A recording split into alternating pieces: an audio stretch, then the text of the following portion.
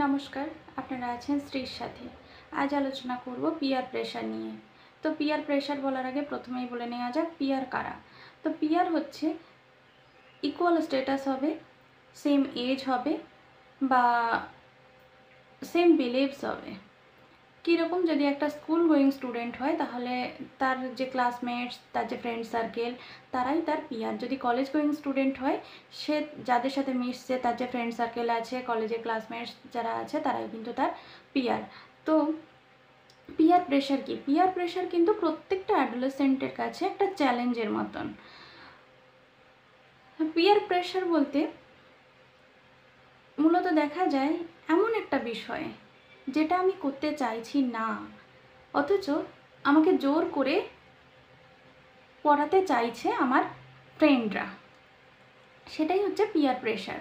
তো peer pressure negative এবং positive দুটোই কিন্তু হতে পারে। আমার পজিটিভ কোনো বিষয়ে আমাকে এনকারেজ করছে, সেটাও পিয়ার প্রেশারের মধ্যে আসতে পারে। আবার নেগেটিভ একটা বিষয়ে সেটাকে আমাকে পুশ করতে চাইছে ফ্রেন্ডসরা, সেটাও হতে পারে। তো পিয়ার প্রেশারের কিন্তু টাইপ থাকে।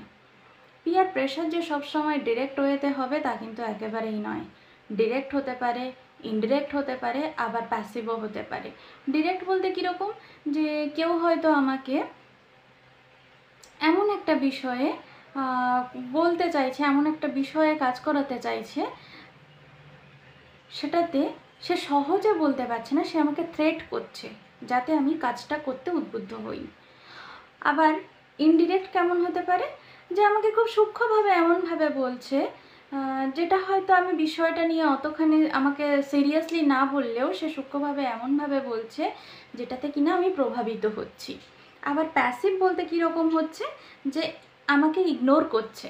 অনেক সময় দেখা যায় স্কুল গোয়িং স্টুডেন্টদের মধ্যে বলে যে আমার ফ্রেন্ড, আমি যদি এটা না করি তাহলে আমাকে তারা ইগনোর করবে, আমার সাথে তারা মিশবে না, এইসব বিভিন্ন রকম ব্যাপারগুলো কিন্তু থাকে। তো পিয়ার প্রেশার থেকে কি করে বেরোনো যেতে পারে, এর জন্য কয়েকটা ছোট্ট ছোট্ট বিষয় আমরা যদি তাদেরকে শিখিয়ে দিই, অর্থাৎ অ্যাডোলেসেন্ট ছেলে মেয়েরা, তাদেরকে যদি শেখানো যায় কিছু কিছু ছোটো ছোটো বিষয়, তাহলে কিন্তু তারা সেখান থেকে বেরিয়ে আসতে পারবে। তাদেরকে যদি তার ভ্যালুস সম্পর্কে খুব ভালোভাবে শেখানো হয়, যে কোনোভাবেই তুমি তোমার ভ্যালুস এবং বিলিভস থেকে বেরিয়ে আসবে না, দরকার হলে সে তার ভ্যালুস সম্পর্কে প্রচণ্ড ক্লিয়ার থাকবে, যাতে করে কিনা অন্যদেরকে সে বলতে পারে, কিন্তু তার বলাটা যেন খুব রুট এবং টাফ না হয়, তাতে যেন সফটনেস থাকে, তাতে যেন এমনভাবে তাকে বলতে শেখানো হয় যাতে করে তার পিয়ার গ্রুপের কাছে যেটা সে বলতে চাইছে সেটা যেন পরিষ্কারভাবে বলতে পারে, এবং সে কোনটাতে কমফোর্টেবল সেই কথাটা যেন পিয়ারদেরকে বোঝাতে সক্ষম হয়। এবং ভীষণভাবে আরেকটা জিনিস শেখানো ভীষণ জরুরি, যে প্র্যাকটিস উইথ অ্যাসার্টিভনেস, অর্থাৎ যে কোনো বিষয়ে ভীষণ দৃঢ়তা। অর্থাৎ কীরকমভাবে দৃঢ়তা আসতে পারে,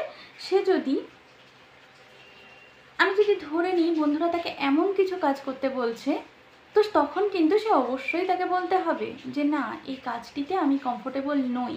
কিন্তু কমফোর্টেবল নই বলতে গেলে তাকে ভালোভাবে ব্যাপারটা বুঝিয়ে বলতে হবে। সে যদি এমনভাবে বললো তাতে করে কিন্তু তার উপরে আরও প্রেশার ক্রিয়েট হচ্ছে, সেক্ষেত্রে সেটা একটা মুশকিলের জায়গা। সেই জন্য তাকে প্র্যাকটিস করতে হবে অ্যাসার্টিভনেসটা, এবং রেসপেক্টফুল টোন দিয়ে অবশ্যই তাকে কথা বলতে জানতে হবে। তো সে নো, এটা বলা প্র্যাকটিস করা, কিন্তু সে নোর মধ্যে দিয়ে কোথাও একটা গিয়ে যেন আমার ঔদ্ধত্য প্রকাশ না পায়, আমার অপোজিটে বা আমার সামনে যে আছে বা যারা আছে তাদেরকে অবশ্যই কিন্তু রেসপেক্ট দিয়েই আমাকে নো বলাটা প্র্যাকটিস করতে হবে। আর সাপোর্টিভ ফ্রেন্ড, অর্থাৎ সব বন্ধুরা তো খারাপ হয় না। আমি স্কুলে যাই, কলেজে যাই, বা আমি যাদের সাথেই মিশি তারা কি প্রত্যেকে খারাপ? এটা কি কখনো হতে পারে? হ্যাঁ, হতে পারে, কিছুজন হয়তো খারাপ।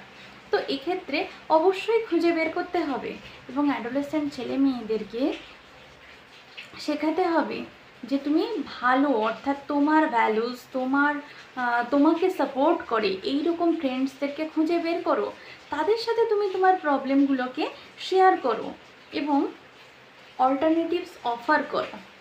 যারা তোমাকে নেগেটিভ কিছুতে ইনফ্লুয়েন্স করছে তাদেরকে তুমি অল্টারনেটিভ কিছু খুঁজতে সাহায্য করো বা নিজে খুঁজে বার করো।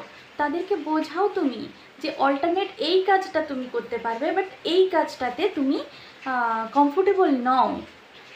তো সেক্ষেত্রে অবশ্যই যেন এমন না হয় যে তুমি তোমার মূল্যবোধকে প্রভাবিত করে সেই কাজে উদ্বুদ্ধ হচ্ছ বা সেই কাজ করতে বাধ্য হচ্ছ। আর যদি দেখো যে নিজে পাচ্ছ না, তাহলে অবশ্যই কারো সাপোর্ট নাও। যখন তুমি বুঝতে পারছো যে তোমার একার পক্ষে এটা সম্ভব নয়, তখন একজন মেন্টর বা একজন কাউন্সিলর বা যদি একজন টিচার, তার কাছেও কিন্তু হেল্প নেওয়া যেতে পারে।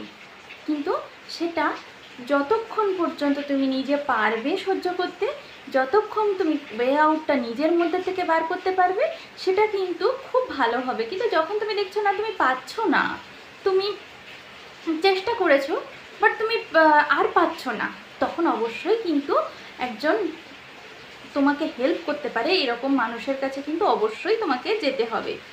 আর আরও কিছু কথা কিন্তু ভীষণ ইম্পর্টেন্ট, যেমন কি আমাকে সত্যে থাকা, আমার কোনটা আমার ভ্যালুর সাথে কমফোর্টেবল, কোনটা আমার ভ্যালুর সাথে কম্প্রোমাইজ না করে আমি করতে পারছি, সেই বিষয়ে কিন্তু আমাকে ভীষণ সচেতন থাকতে হবে। আর সিদ্ধান্ত নেওয়ার আগে সময় নেওয়া। কেন সিদ্ধান্ত নেওয়ার আগে সময় নেওয়া?